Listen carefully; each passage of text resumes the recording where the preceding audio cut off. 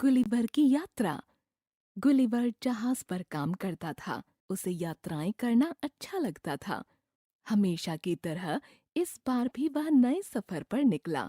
अचानक तूफान में उसका जहाज फंस गया। सभी यात्री समुद्र में डूबने लगे। गुलिवर किसी तरह किनारे पहुंचा। वह बहुत थक गया था, इसलिए वह वहीं जमीन पर सो गया। जब उसकी नींद खुली तो उसने अपने आप को पतले पतले धागों में बंधा हुआ पाया। उसके अचरज की सीमा न रही जब उसने देखा कि उसकी छाती पर लगभग 6 इंच का एक आदमी खड़ा था। इतना छोटा आदमी उसने पहली बार देखा था। कुछ देर बाद उसी के जैसे छोटे छोटे लगभग 40 आदमी उसके शरीर पर चढ़ गए। उनका नेता हाथ में तीर कमान लिए हुए था। गुलिवर ने जोर से एक चीख मारी, जिसे सुन वे सब भाग खड़े हुए। किंतु थोड़ी ही देर में वे सब फिर इकट्ठे हो गए। उनमें से एक ने अपना हाथ ऊपर उठाया और जोर से चिल्लाया, हेकिना देगुल। उसके सभी साथियों ने इसी आवाज को दोहराया। गुलिवर की समझ में कुछ न आया। उसने उठने की कोशिश की और वे धागे टूट गए जिनसे उसे बांधा गया था। गुलिवर की समझ में आ गया कि जिन्हें वह धागे समझ रहा था, वास्तव में वे उस जगह के रस्से थे।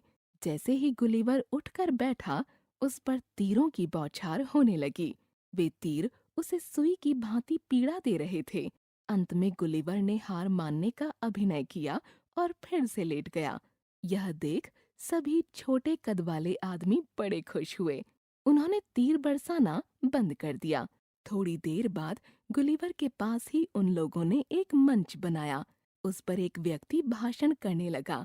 गुलिवर को विश्व की अनेक भाषाएं आती थीं, किंतु इन दोनों की भाषा बिल्कुल अलग थी, इसलिए वह समझ न सका। गुलिवर को बड़ी जोर की भूख लगाई थी। यह बात उसने अंग्रेजी में बोलकर समझानी चाहिए, पर वहां यह भाषा समझने वाला कोई नहीं था। हार कर इस बात को उसने संकेतों से उन लोगों को समझाया। उसकी बात समझते ही वे लोग टोकरे भर भर कर खाद्य सामग्री ले आए। उस देश के हिसाब से यह सामग्री सैकड़ों व्यक्तियों के लिए पर्याप्त थी, लेकिन गुलिवर के लिए उसकी मात्रा बहुत अधिक नहीं थी। जब गुलिवर ने भोजन करना बंद किया तो वहां के लोगों ने खुशी के मारे तालियां बजाईं। खाना खाने के बाद गुलिवर को नींद आने लगी। जल्दी ही वह खर्राटे भरने लगा। इसके बाद वह कई घंटे सोया, क्योंकि उसके खाने में नींद की गोलियां मिला दी गई थीं।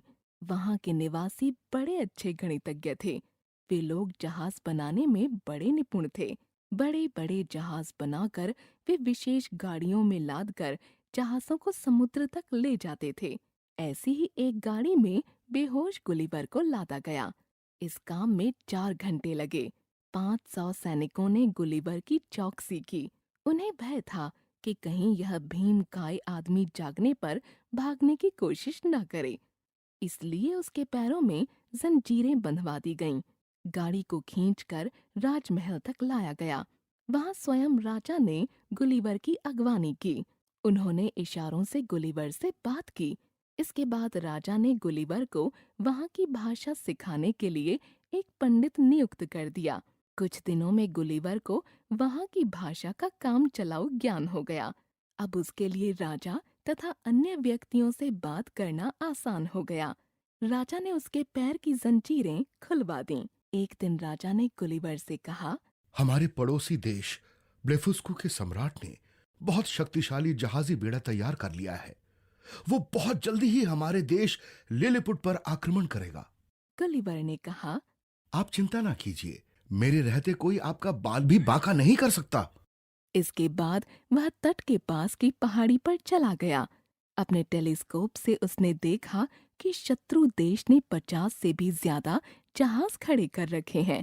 गुलिवर ने 60 रस्से तैयार किए और इतने ही कांटे लगे मोटे तार भी बनाए। इस सामग्री को लेकर वह ब्लेफुस्कू की खाड़ी की ओर चल दिया।